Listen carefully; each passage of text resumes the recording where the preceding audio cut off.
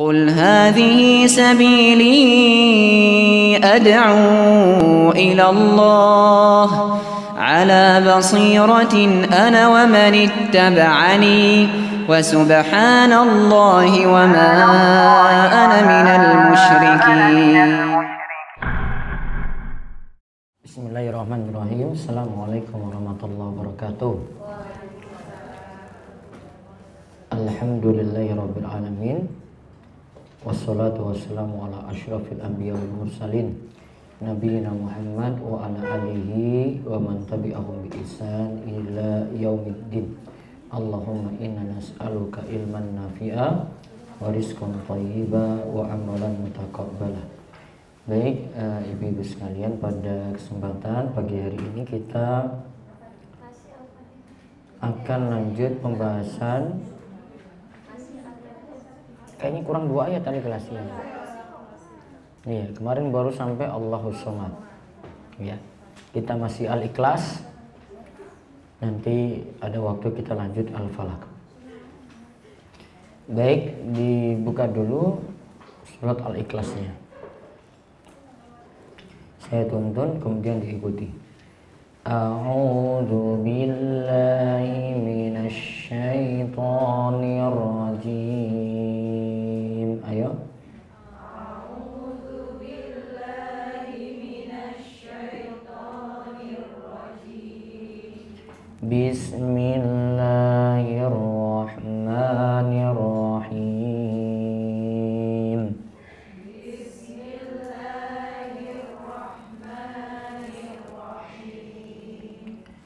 Qul huwallahu ahad.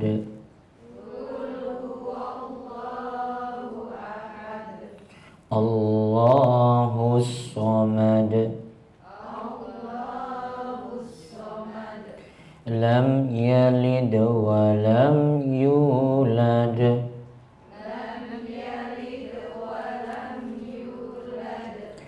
Wa lam yakul lahu kufuwan ahad.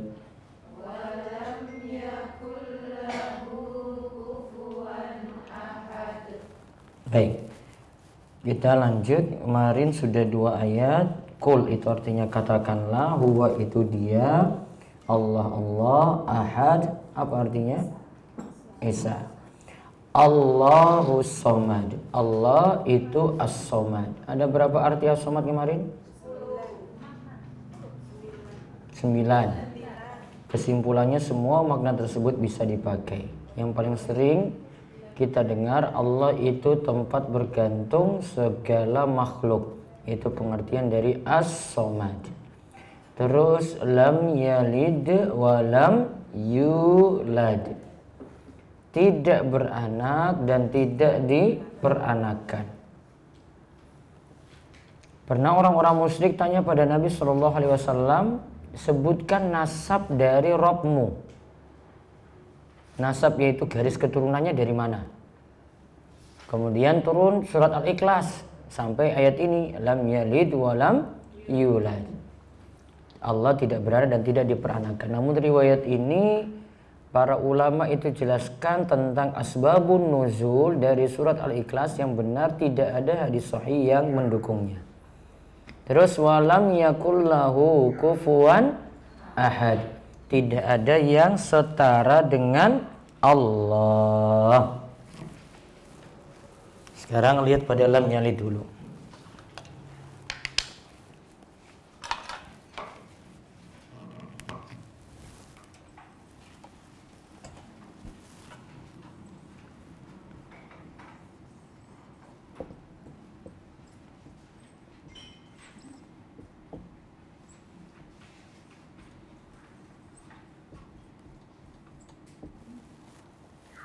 Lam yalid wa lam yulad. Tidak beranak dan tidak diperanakan.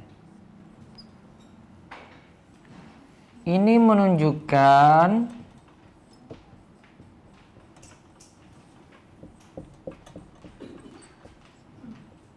Allah punya sifat ghina.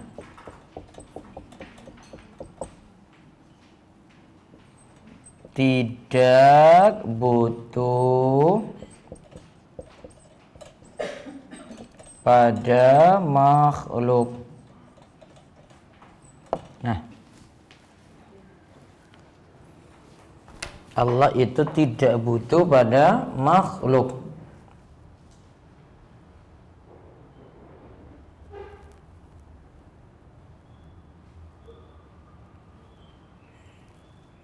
Gina, ingat ya, gina itu pengertiannya tidak butuh pada makhluk.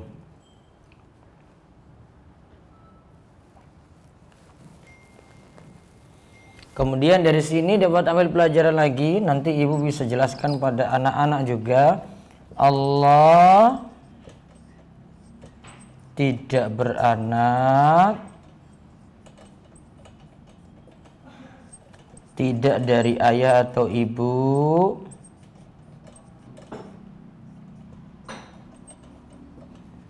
tidak ada pasangan istri.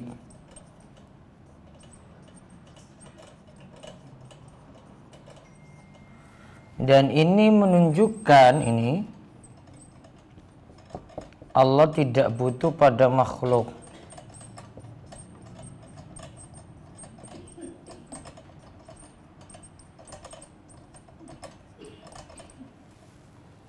Menunjukkan Allah tidak butuh pada makhluk.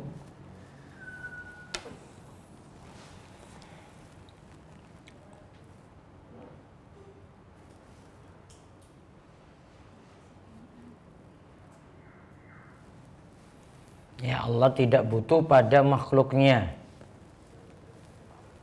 Nggak butuh. Kalau orang tua berarti rawat anaknya, nggak butuh dirawat. Anak nanti untuk wariskan nanti kepada keturunannya, Allah tidak butuh lagi seperti itu. Tidak butuh pasangan juga untuk mendukung hidupnya. Beda dengan makhluk. Ya, makhluk itu punya usul, punya furu', punya atas ayah ibu, punya keturunan, terus butuh pada pasangan. Terus walam yakullahu kufuwan ahad.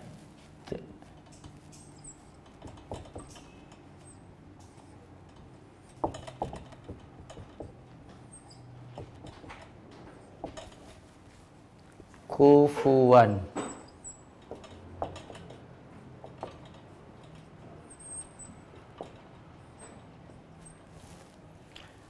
Allah tidak memiliki yang sekufu, tidak ada yang sekufu dengan Allah. Kufuan kemarin apa? Sekufu.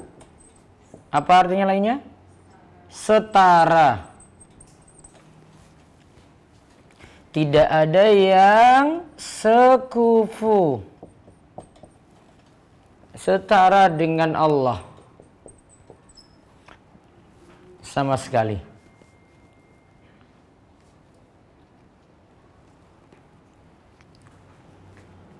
Ini menunjukkan maha sempurna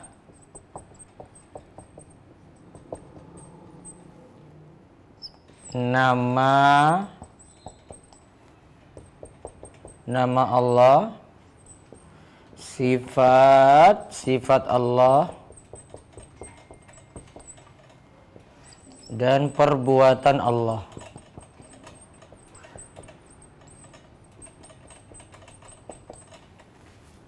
Tiga ya, nama Allah, sifat Allah, dan perbuatan Allah.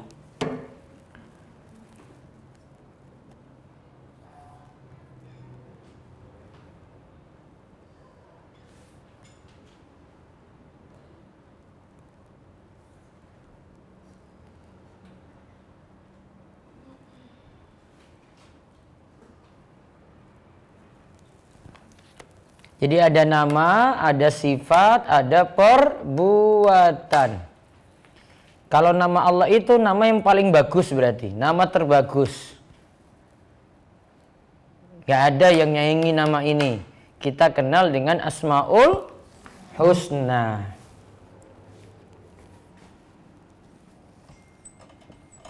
Ini ya, ini namanya Asmaul Husna.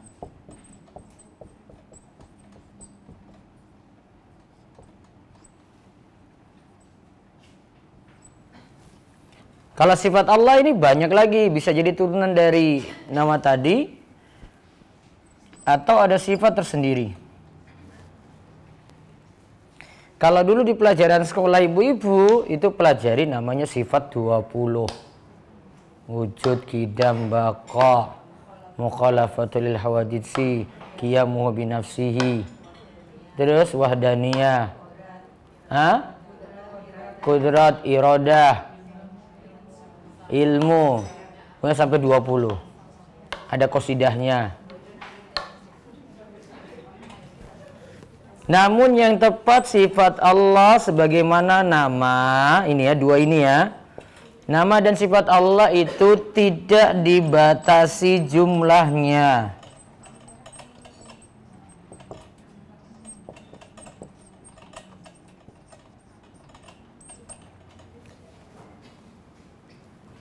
Perbuatan Allah ada situ mencipta, memberi rizki. Contoh, tidak dibatasi. Dalam sifat 20 itu tidak ada sifat Allah itu nuzul. Nuzul itu artinya turun ke langit dunia setiap sepertiga malam terakhir. Ada nggak di sifat 20? Nggak ada.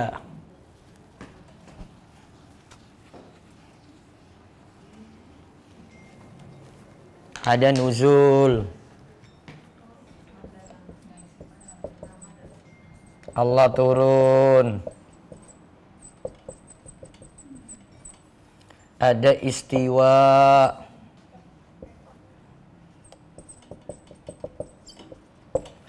Allah menetap tinggi.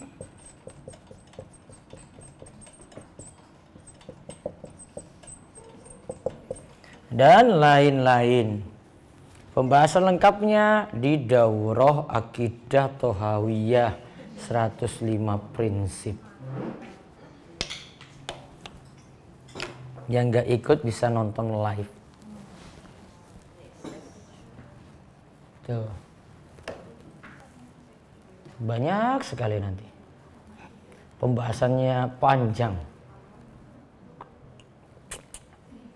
Nama Allah tidak dibatasi, Bu. Di cover Al-Quran itu ada 99 kan? Ya, yang tepat itu tidak dibatasi 99. Ustadz, setiap saya awali kajian saya perlu baca enggak perlu juga. Jangan dikhususkan karena tidak ada hadis yang menyebutkan secara keseluruhan dalam satu hadis 99 nama tadi.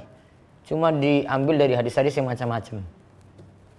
Sehingga penetapan 99 juga harus diteliti ulang untuk masukkan dalam 99 nama tadi. Yang penting ibu tahu saja. Mau pelajari ini bisa lihat di buku Fikih Asmaul Husna. Kapan-kapan jika iman sudah kuat baru dipelajari. Firqatun Najiyah dipelajari dulu. Kan belum pada selamat ibu-ibu kan? Ya. Kita pelajari Firqatun Najiyah pekan depan. Firqatun Najiyah itu isinya tanda-tanda golongan yang selamat.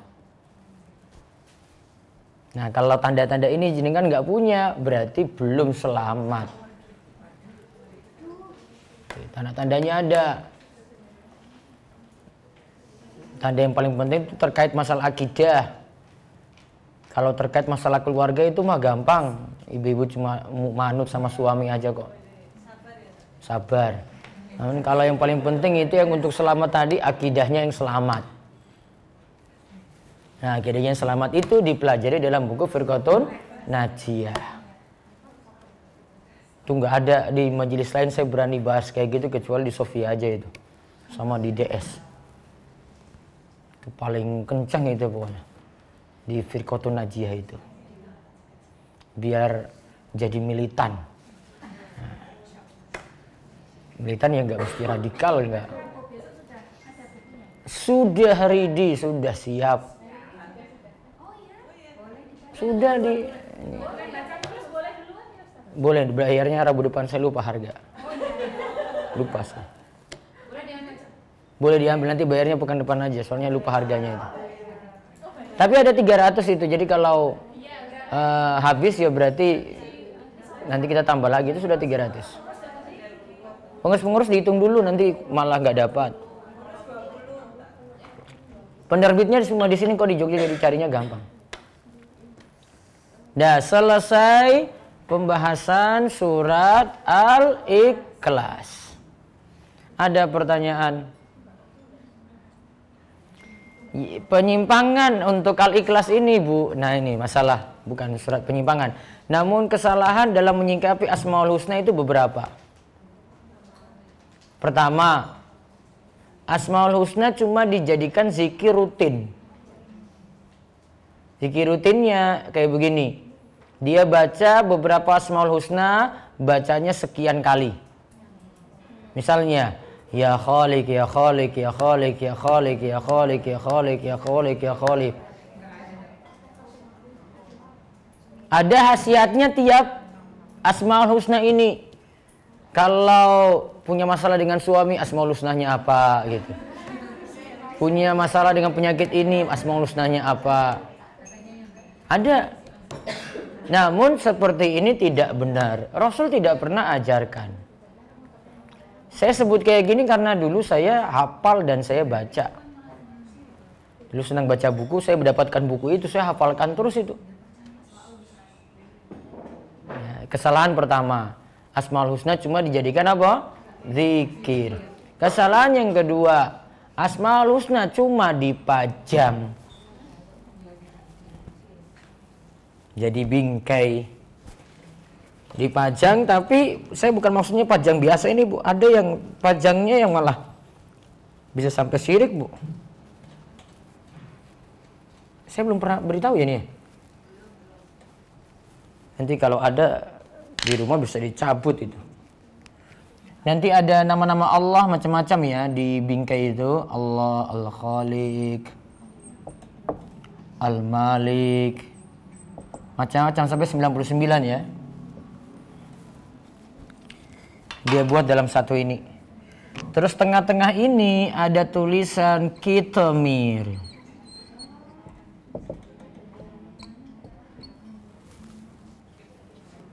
Ini aslinya raja.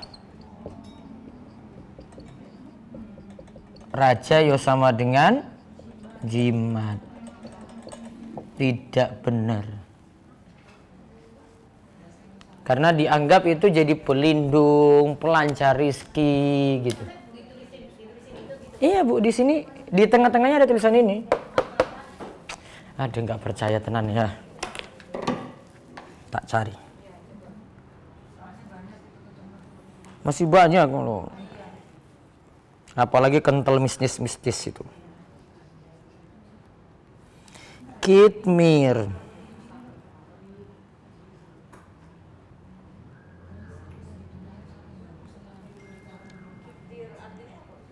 Kitmir itu diklaim sebagai anjingnya Ashabul Kahfi. Namun nggak benar.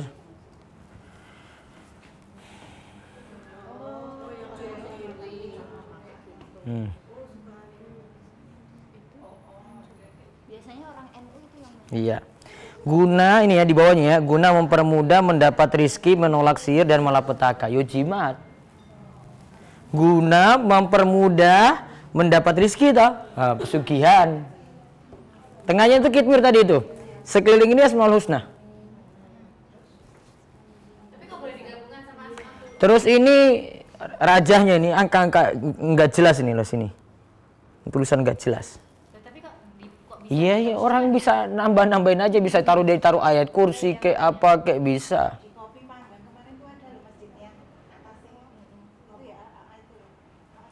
Kitmir ini. Nah, dia tulis ini Asmaul Husna ini. Ada kitmirnya ini, kitmir.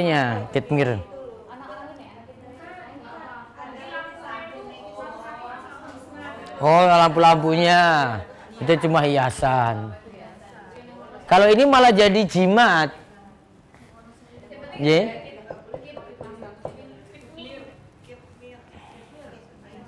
Jadi Asmaul Husnanya nggak punya fungsi lagi. Anjingnya Ashabul Kahfi itu loh. Ashabul Kahfi kan dia nginap di gua kan sama anjing kan? Nah, anjingnya itu mereka namakan kitmir. Namun kalau namakan seperti itu harus butuh dalil. Ini coba cari pakai kata kunci. Kitmir itu dapat anjingnya Ashabul Kahfi. Kitmir, anjing yang dijanjikan surga. Anjing yang dijamin surga. Kisah kitmir penjaga para Ashabul Kahfi. Jadi riwayatnya belum tentu benar itu.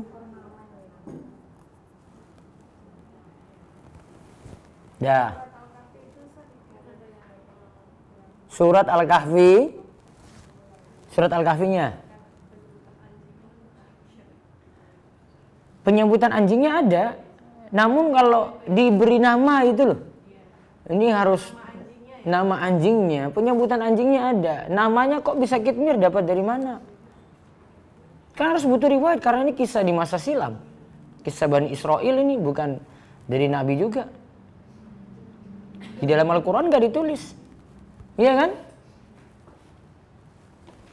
Ada pertanyaan seputar ini?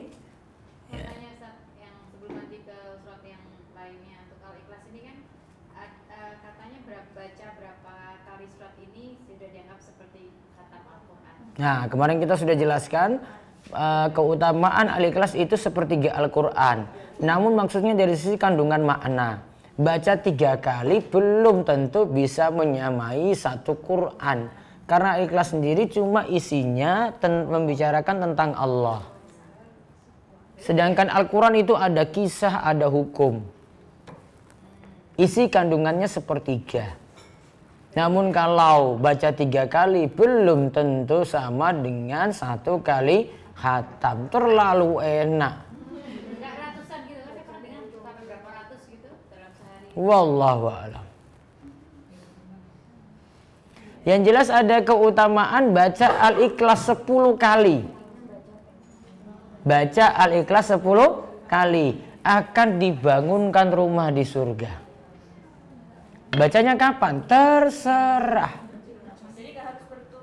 Nggak harus pagi gitu, waktunya bebas. Karena dalam hadis tidak disebutkan waktu tertentu. Iya. Sekali duduk 10 gitu.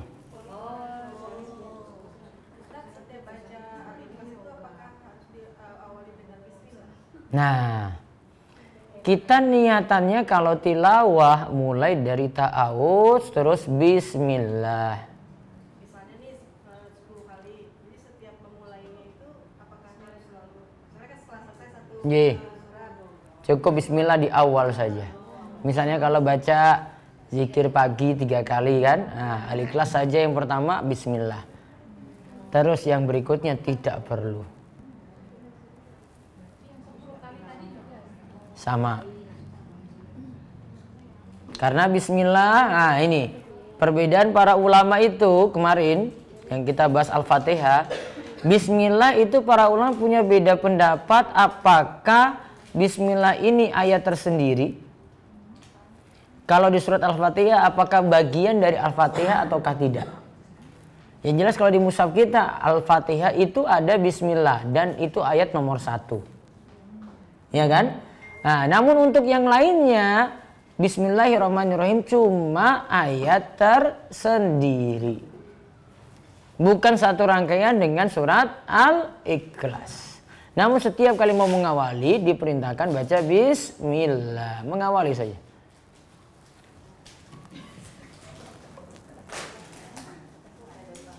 Sudah langsung disiapkan.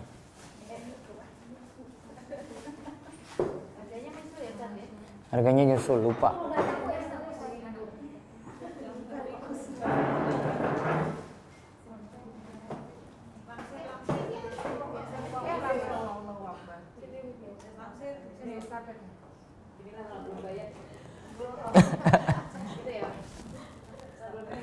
Nggak tahu harga kok. Nanti sama penjualnya. Ikhlaskan saja.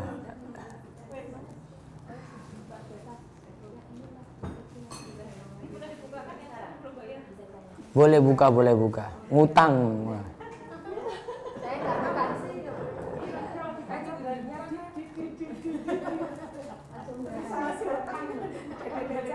Itu baru pesan kemarin, sudah ada langsung.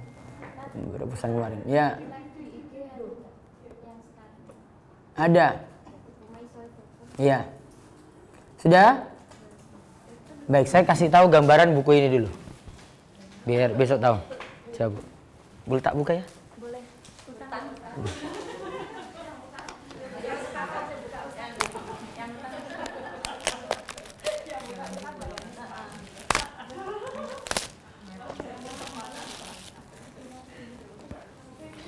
Penulisnya itu namanya Syekh Muhammad bin Jamil Zainu. Dulu itu pengikut tarekat Sufi. Sufi, suka TV. Nah, Sufi itu punya penyimpangan macam-macam. Ini bukan suka TV tadi ini. Sisi akidahnya ada, amaliyahnya ada. Kalau mau lihat ciri-cirinya itu zikirnya banyak biasanya. Rata-rata pakai sorban. Nah, itu aja. Terus nanti amaliyahnya ya zikirnya la ilallah berapa ribu kali gitu. Kepalanya nanti geleng-geleng terus gini. Nah, asalnya dari ajaran tarekat. Nari-nari, ada yang selawatan terus nari kayak penari balet itu loh. Nah, muter itu kan, bahkan cowok juga pakai baju itu kan. Nah, itu tarekatnya lagi. Orang topunya panjang, itu baru sisi penampilan, belum lagi dari ajarannya. Di antara mereka itu mengkultuskan tokoh. Jadi maka Sufi itu ada tarekat-tarekat namanya. Tarekat ini sesuai dengan nama tokohnya. Tokohnya siapa, maka nama tarekatnya pakai nama tokoh itu. Kalau dengan nama kayak gini saja kita tahu bahwasanya mereka lebih mengagungkan tokoh daripada nabi. Dan bahkan mereka memposisikan tokohnya ini sebagai wali Allah, nabi pun kalah. Padahal yang benar itu sebagaimana kata Imam At-Tahawi, mau satu nabi dibandingkan dengan 1000 wali Allah, itu nggak ada bandingannya. Satu nabi dibandingkan 1000 wali. Orang-orang Sufi enggak, wali punya kedudukan istimewa, bahkan bisa mengalahkan nabi. Nah, ini pembahasan yang ini ada lagi di kitab Aqidah Thahawiyah. Besok pas daurah. Nah, bahasannya di sini ada 53.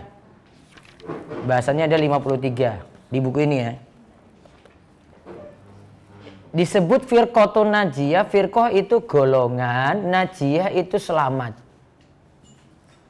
Ya, firqatun itu golongan, najiyah itu selamat. Nah, isi buku ini membahas tentang prinsip-prinsip golongan yang selamat itu kayak gimana. Ya, golongan selamat bagaimana? Golongan ini bukan berarti kelompok. Ini ibu tidak perlu berbaiat atau menyatakan saya bagian dari kelompok ini, enggak. Namun yang dipentingkan gimana bisa mengikuti ajarannya. Nah, ajaran-ajarannya nanti di sini disebutkan. Ada ajaran yang benar-benar disebutkan, sekaligus ini di buku ini beliau sebutkan tentang ajaran menyimpang. Contoh, yang terakhir-terakhir itu baru beliau bahas, lihat ya. Di daftar isi Bu, halaman 9. Bahasan ke-40 peringatan Maulid Nabi. Karena sebagian itu kalau merayakan Maulid Nabi ada yang berlebihan.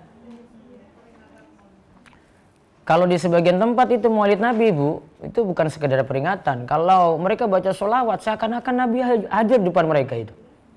Maka nanti ada yang baca langsung dia bilang, ya Nabi Muhammad depan sana itu. Seakan-akan hadir. Nah, ini keyakinan yang perlu diluruskan ketika merayakan Maulid. Terus ada situ sholawat macam-macam, ada sholawat bid'ah. Di bahasan ke-44 ada sholawat nariyah. Pernah hafal kan? Halaman 200 itu. Nah, itu lihat. Itu ada lafaz yang enggak benar Bu di dalam sholawat itu. Allahumma sholli sholatan kamilatan wa sallim salaman taman ala sayyidina Muhammadin alladzi tanhalu bihil uqadu wa tanfariju bihil kurabu wa tuqda bihil hawaij. Situ lagi minta doa pada Kanjeng Nabi, bukan lagi berdoa pada Allah. Sama dengan sholawat, kalau dulu ada namanya penyanyi itu Haddad Alwi itu. Dia yang sebenarnya bawa selawat-selawat ini ke Indonesia itu dengan lagunya dengan si siapa? Sulis ya. Nah, itu ada Ya Thayyibah. Nah, aslinya Haddad Alwi itu orang Syiah. Orang Syiah. Dan orang Syiah itu punya sifat memuji Nabi terlalu berlebihan. Namun orang Indonesia nggak paham artinya. Padahal situ selawat kayak Ya Thayyibah ada syirik-syiriknya. Yang penting Islami qasidahan gitu ya.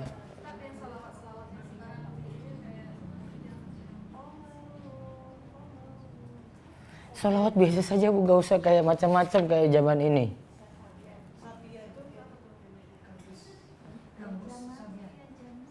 Ya Jamalu kayak si siapa nih?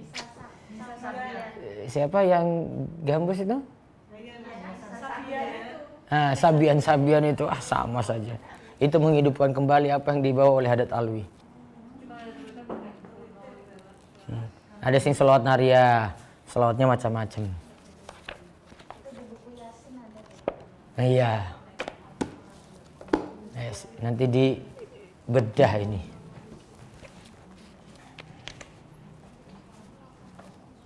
Nah, sekarang surat Al-Falaq. Al-Falaq 2 ayat dulu. Al-Falaq artinya apa? Al-Falaq artinya apa?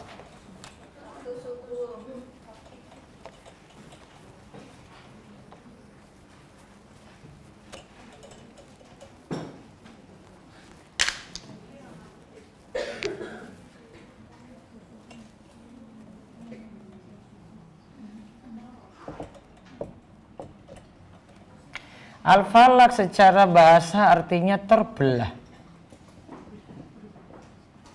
Ini secara etimologi, secara bahasa.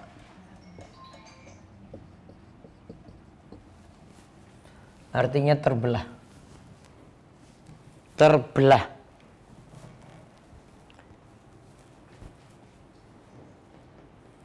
Namun biasanya kita artikan Al-Falaq ini dengan as-subuhu.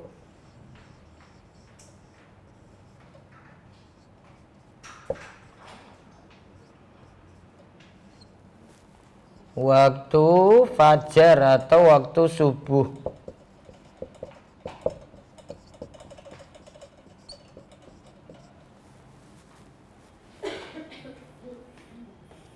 Kenapa disebut waktu fajar ini kaitannya dengan terbelah apa? Ini malam, Bu.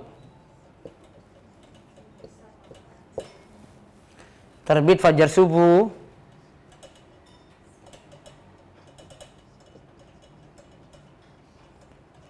Maka malam terbelah jadi terang. Malam terbelah jadi apa? Terang.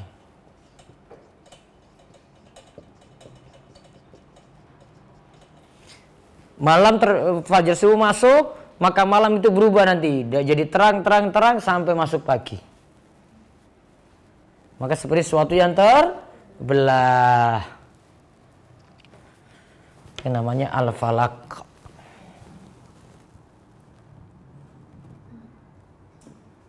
Kita bahas pengertian Al-Falaq dulu, itu baru Al-Falaq.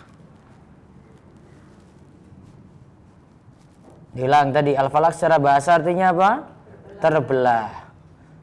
Terus kadang diartikan juga apa? Waktu subuh atau waktu fajar. Kenapa disebut waktu subuh atau waktu fajar? Karena pada saat itu malam itu terbelah dengan terbitnya fajar subuh. Maka datang terang dan terang dan terang dan terang.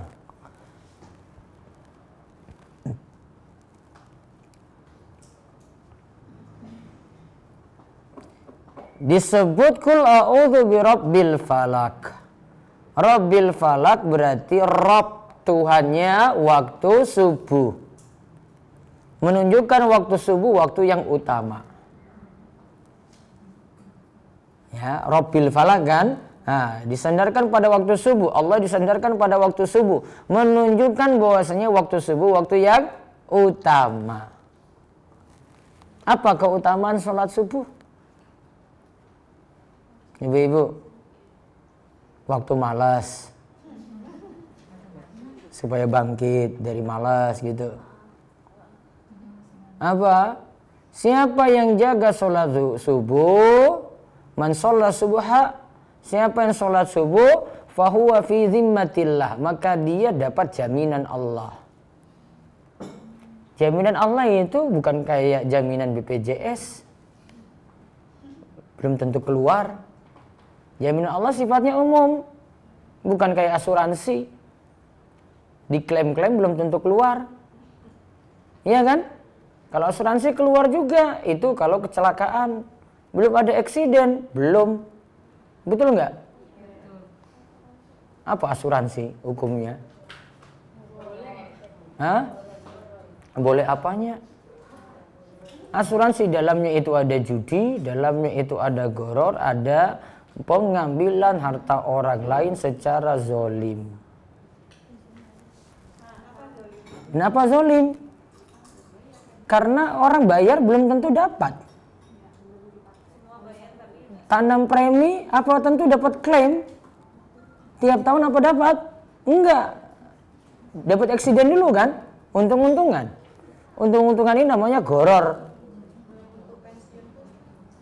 Ini saya belum bahas ini satu kasus belum, umum dulu.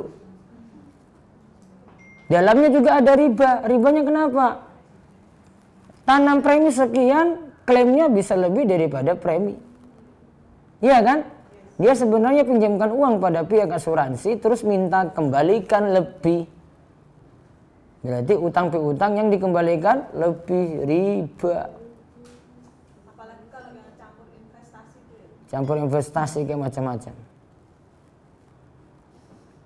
Makanya kalau mau beli sesuatu, kalau disuruh pasang asuransi, nggak usah saja. Sudah terlanjur ya sudah. Ustadz kok beritahu saya, kok saya sudah terlanjur, ya sudah, besok nggak lagi.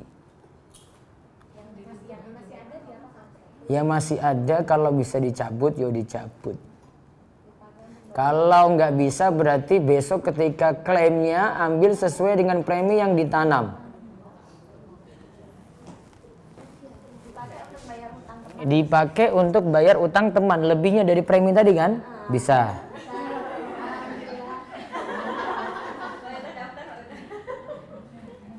Balik. Jaminan Allah apa saja? Macam-macam, Bu. Siapa yang jaga sholat subuh maka dia dapat jaminan Allah. Sehat masuk jaminan Allah enggak? Masuk. Sehat, rizki, aman dari rasa takut, ya kan?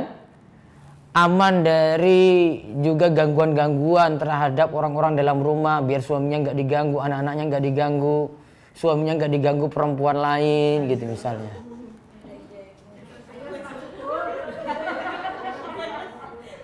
Ustaz, suami saya di luar kota terus. Yakin pada Allah, Allah yang berikan jaminan. Jangan malah banyak-banyak curiga. Dosa itu. Iya kan?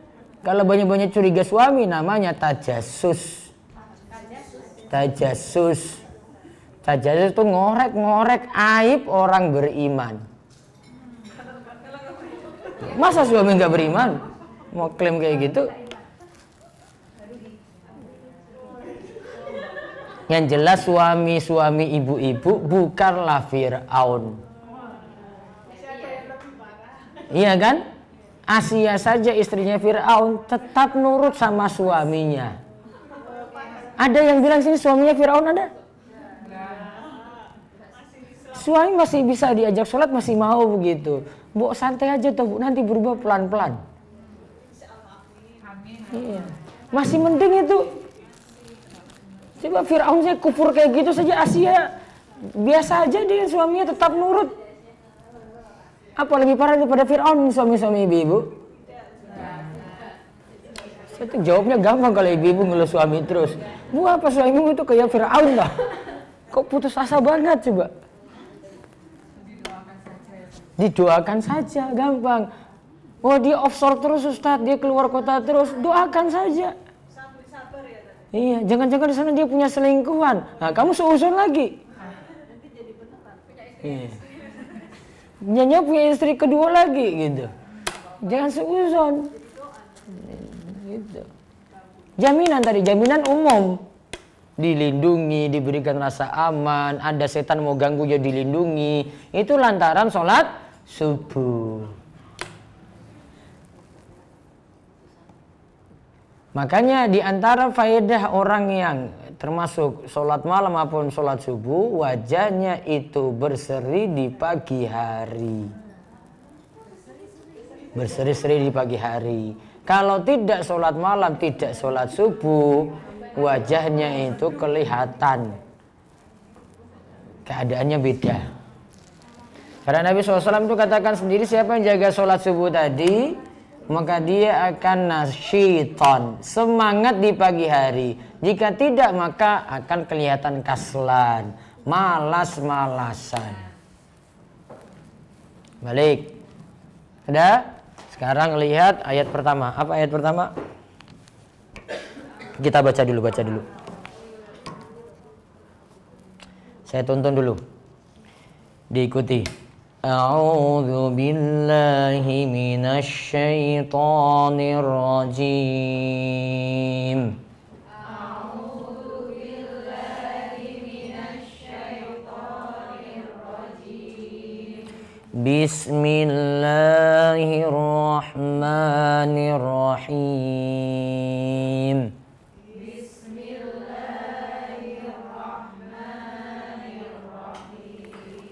Qul a'udzu birabbil falaq.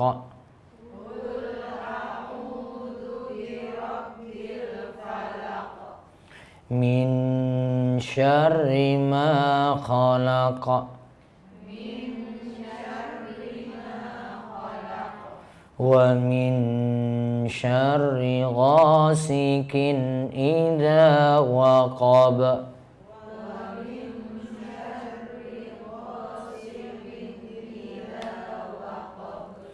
Wa min syarrin naffatsati fil 'uqad.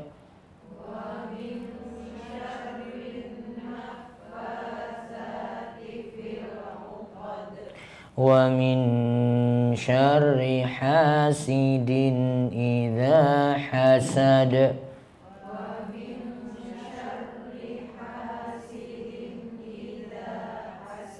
Baik. Sekarang kita lihat ayat pertama, kedua. Qul. Saya langsung artikan berkata ya. Katakanlah. A'udzu.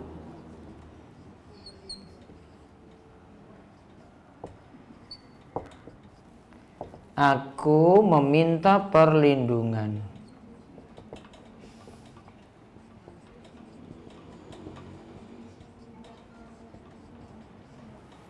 Bi Rabbi.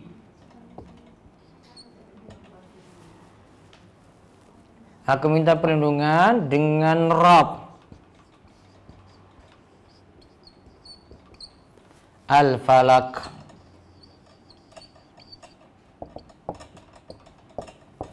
Apa falak tadi? Dengan Rabb subuh ya kan? Yang menguasai subuh.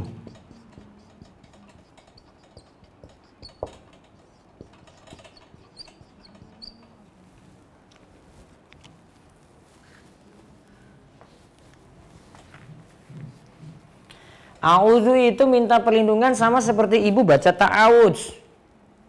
A'udzu billahi minasyaitonir rajim. Nah, itu minta perlindungan namanya. Ini saya tambahkan penjelasannya. Tunggu. Terus birabbil falaq. Min syarri ma khalaq.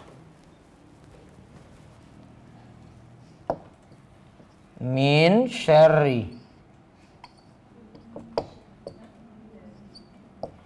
Min ini dari ya, dari kejelekan.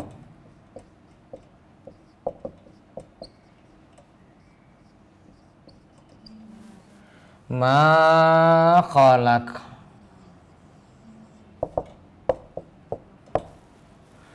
Ma itu sendiri, khalaq itu sendiri. Apa yang Allah ciptakan.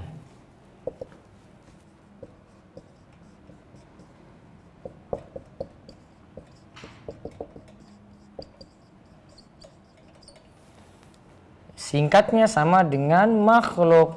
Dari kejelekan makhluk. Dari kejelekan makhluk. Catat dulu, ada faedahnya nanti.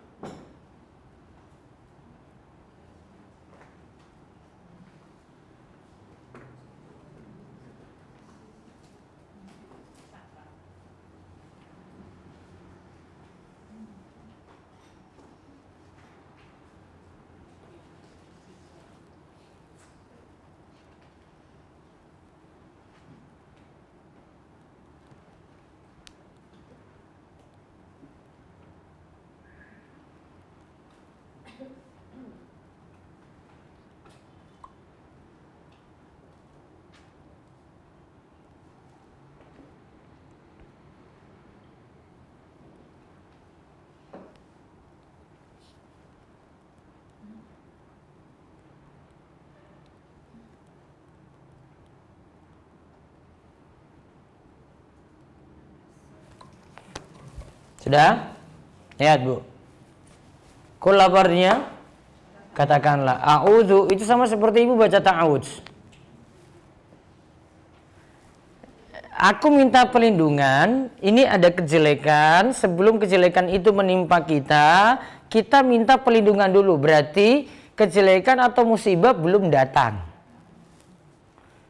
Kalau sudah turun namanya bukan ta'awudz lagi. Ini bahasanya namanya isti'adzah. Ini saya sudah sebut kemarin ini pas waktu bahas surat Al-Fatihah. Ada isti'adzah, ada istighosah, ada isti'anah. Kalau isti'adzah ini minta perlindungan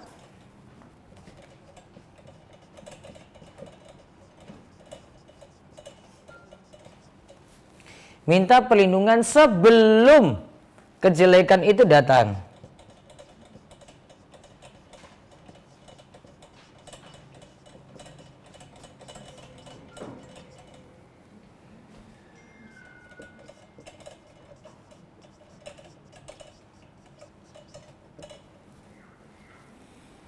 Minta perlindungan sebelum kejelekan itu datang.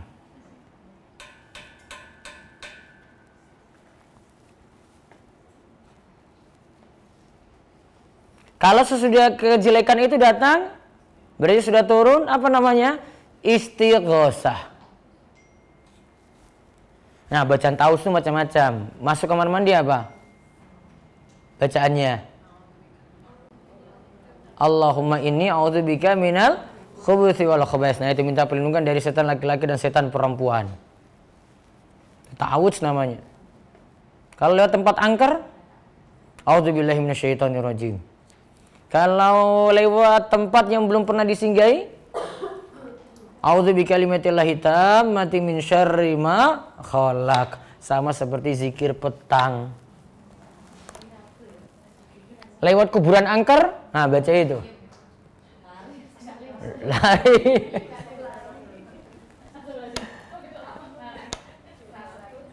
Terus.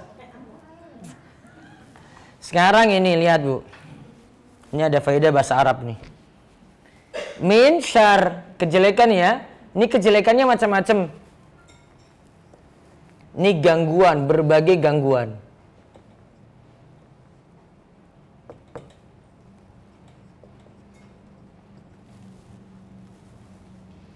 Ini berbagai gangguan. ada bisa terancam jiwa, ada bisa terancam kehormatan. Terus yang ini makhluk, kejelekan makhluk. Jadi sini makhluk di sini, semua makhluk kita minta perlindungan. Semua makhluk.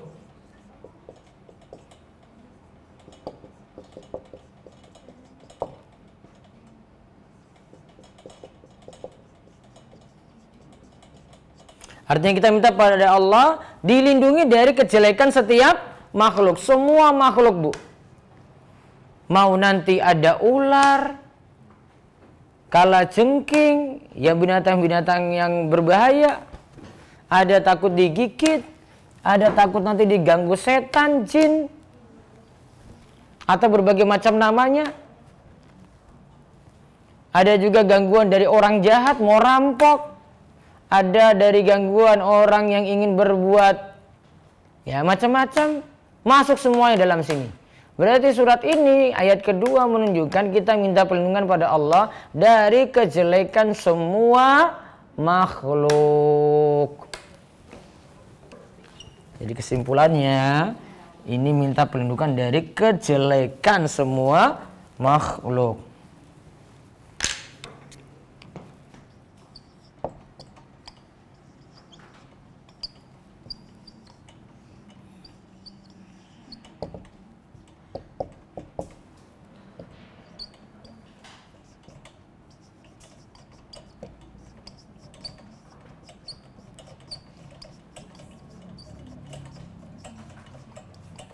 Ada yang mau nipu, masuk sini juga.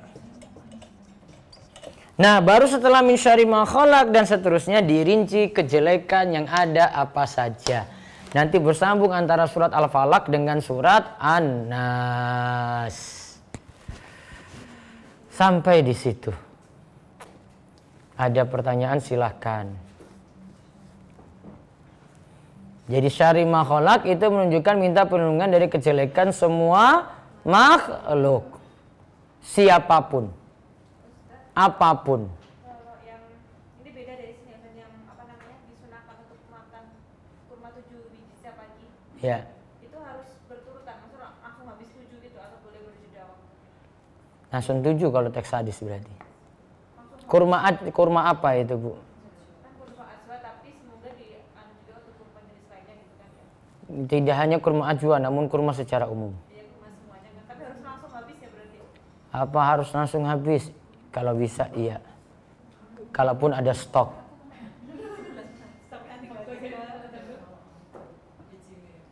Bisa praktekkan kayak gitu. Ya lagi.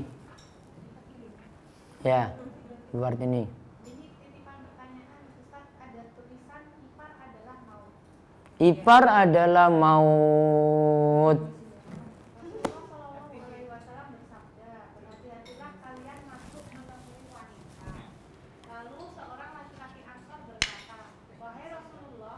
Bagaimana pendapat Anda mengenai ipar? Beliau menjawab, hamu adalah maut. Alhamu adalah maut, yaitu maksudnya ipar itu bahaya.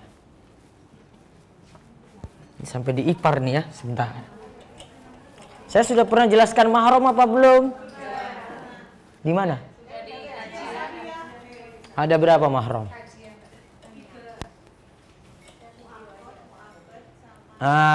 Mu'akkad, mu'abbad. Mu'akkad apa? Sementara. Mu'abbad selamanya. Ipar itu namanya mahram mu'akkad. Ini ada si laki-laki ini, laki-laki nikah dengan ini kakaknya. Ya toh? Terus ada adiknya. Ini nggak bisa nikah sekaligus. Dua-duanya langsung nggak bisa. Maka sementara dia dengan kakaknya, ini ipar ini mahram. Mahram sementara. Setelah ini hubungan dengan ini selesai, misalnya kakaknya meninggal, dia boleh nikahi adiknya. Nggak jadi mahram lagi. Yang penting nggak gabung dua-duanya. Gitu. Jadi dengan ipar itu namanya mahram sementara. Mahram sementara perlakuannya sama dengan perempuan lain. Si laki-laki ini nggak boleh lihat jilbab adik iparnya dalam rambutnya, nggak boleh lihat. Nggak boleh berdua-duaan dengan iparnya, nggak boleh. Aturannya sama seperti wanita lain. Aturan bergaulnya. Maksudnya kalau misalkan karena kan sudah terlalu biasa ya. Ya makanya jangan anggap biasa. Tapi walaupun itu sebenarnya kan masih mahram kalau masih dengan suami. Misal Iya, tapi kalau bergaul ibu dengan ipar ibu itu seperti laki-laki lain. ya walaupun nggak bergaul cuman rumahnya kan samping rumah dan sering ketemu gitu tapi nggak sempet kan harus misal pakai jilbab dulu dia bisa minta air minum atau minta apa gitu kan. Nah, berarti kalau masuk ke rumah jenengan minta izin dulu biar persiapan pakai jilbab. Sesuatu yang biasa salah jangan dibiasakan terus, ya tetap terus salah. Tapi kalau gimana ya nggak sengaja lah pokoknya udah terlanjur gitu. Makanya kalau masuk rumah itu diantara adab. Assalamualaikum. Minta izin itu. Belum biasa. Ini orang mau masuk aja ini pintu ya, pintu ya. Dia ngetok gini, bukan ngetoknya. Assalamualaikum. Kelihatan kalau pas buka pintu, wah, oh semuanya tinggal pakai jilbab itu perempuan di dalam rumah. Pada kabur kan malahan kan? Ya. Ada aturan. Cuma penerapannya kita belum biasa, yo karena nggak punya ilmu. Tapi berdosa nggak tadi?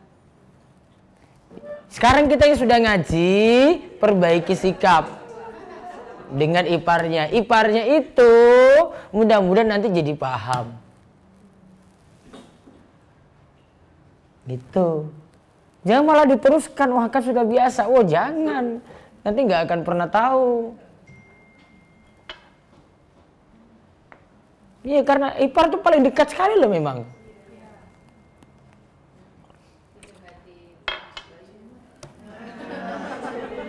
Apa? Itu ada lagi. Kalau yang akan ada rumah yang sudah ruqyah sebenarnya ini beda lagi.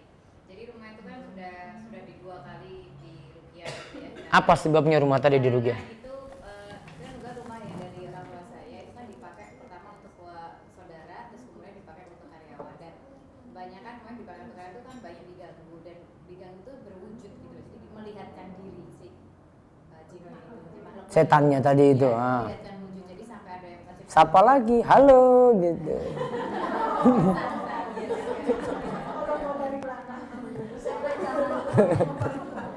sampai 1 kali dan didoain, kemudian juga temen manggil lagi kok masih mengganggu terus, jadi bilang, Enggak, sekarang rumahnya ditempati apa ke rumah kosong?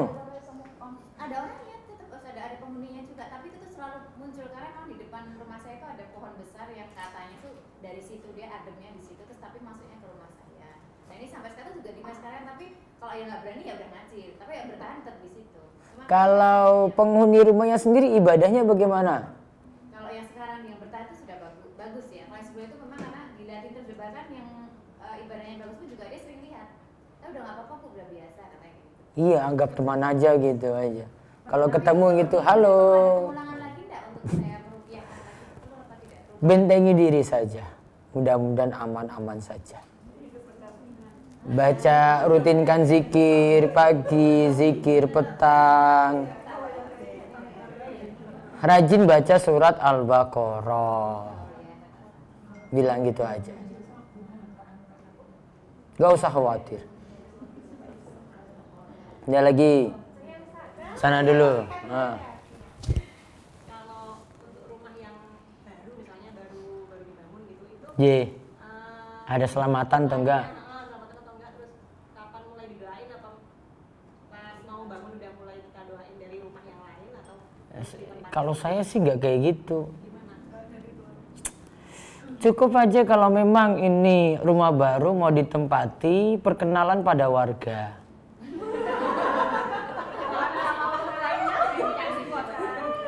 Kalau situ ada warga sekitarnya, perkenalan pada warga, mungkin diundang pengajian. Ada yang mengisi pengajian sambil dikasih ya menu gitu untuk warga yang hadir. Itu aja yang penting. Sedangkan tuan rumah yang nanti jaga rumah tadi dengan rutin baca Al-Baqarah atau sholat-sholat yang sunnah dilaksanakan di rumah dan tidak lepas dari zikir pagi, petang maupun zikir yang lain. Berarti pengajian biasa gini ya? Iya. Bukan mengaji bersama-sama. Bukan. Gitu aja. Ya kalau rumah baru gitu. Jadi tidak ada amalan istimewa baca surat apa gitu enggak. Mendingan undang kayak gitu saja untuk perkenalan pada warga.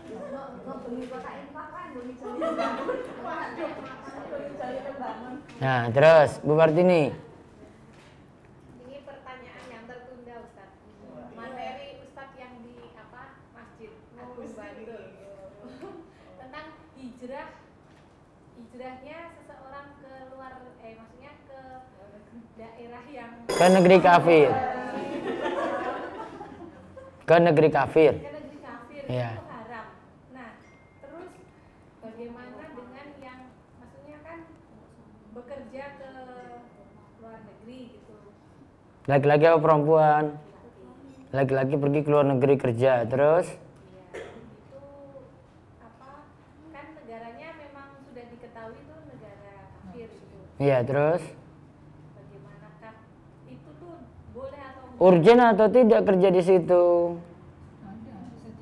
Iya kan mungkin dari awalnya tuh tujuannya tuh untuk memperbaiki perekonomian pastinya ya Pak ya. Nah kemudian ada kesempatan bekerjalah di luar negeri tersebut. Bisa jalankan syariat Islam nggak? Sholat 5 waktu, perempuannya istrinya pakai jilbab, nggak ada yang halangi kalau laksanakan ibadah. Istrinya di sini Ustaz, jadi berpisah lama. Aduh kasihan.